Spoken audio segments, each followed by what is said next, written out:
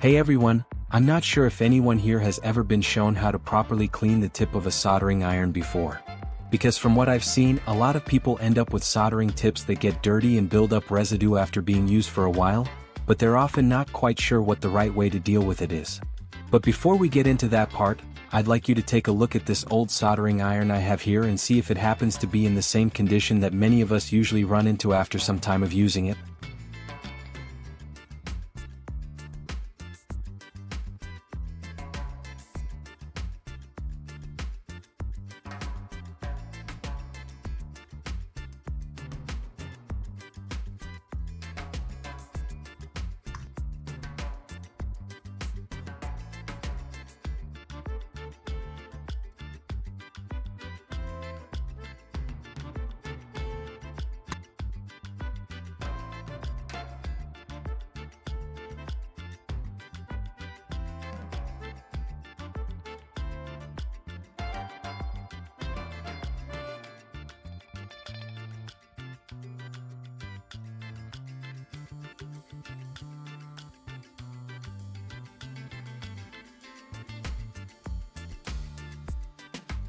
Even though I gave it a solid try, the actual results were still pretty underwhelming.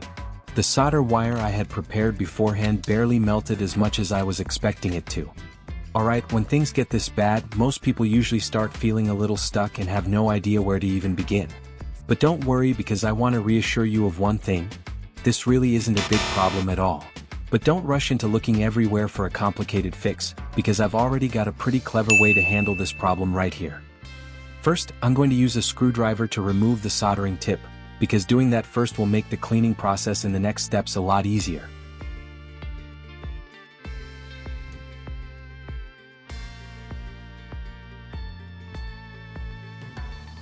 Because the soldering tip is still hot at the moment, I'll let it sit in water for a little while first so it can cool down before I move on.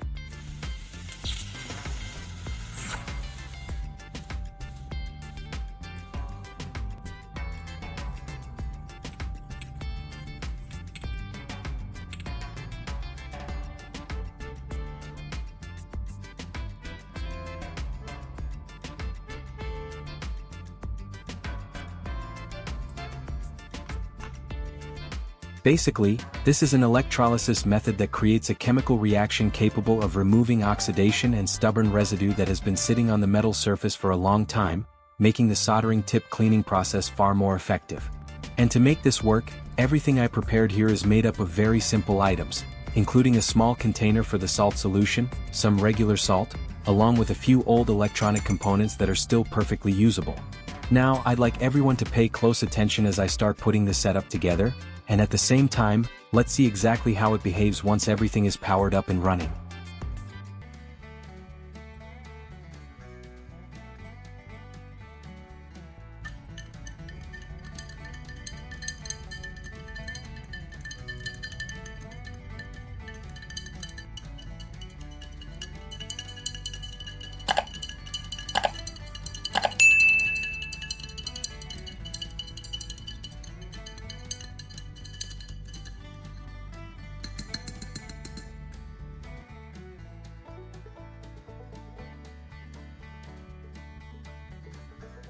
Here I have an old phone charger with a built-in cable, and I'm going to repurpose it as a safe resistance component, acting as an intermediate connection between the power source and the electrolysis setup I'm building.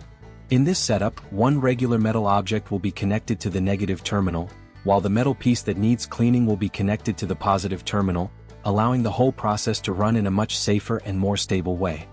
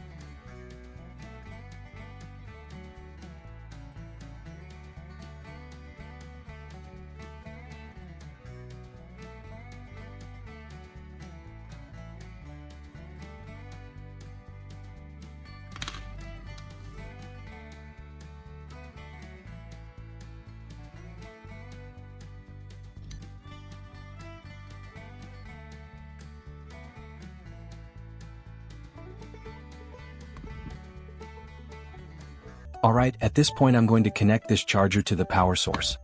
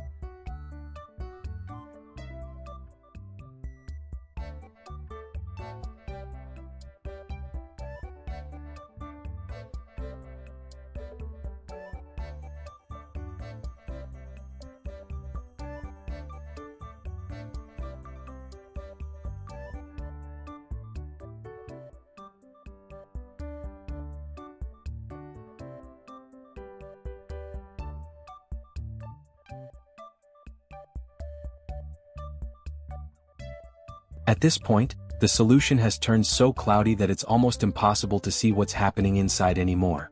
So now, I'm going to take the soldering tip out of the jar and move on to the next cleaning stage.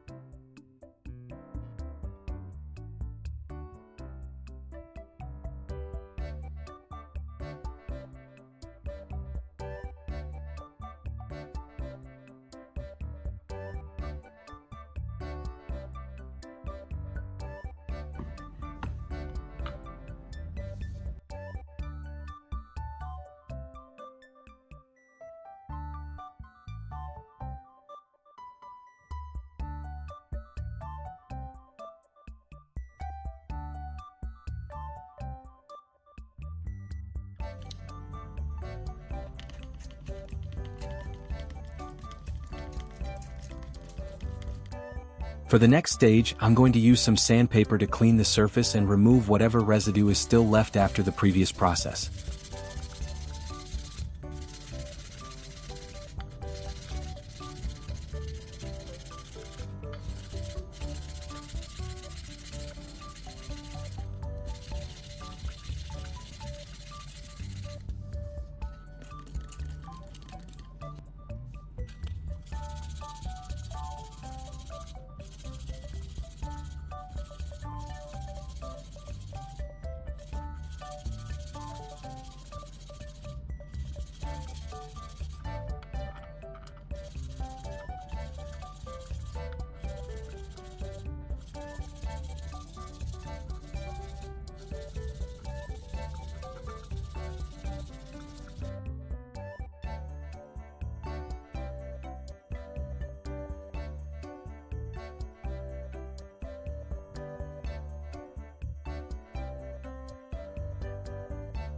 And as all of us can clearly see here, the difference this time is pretty significant.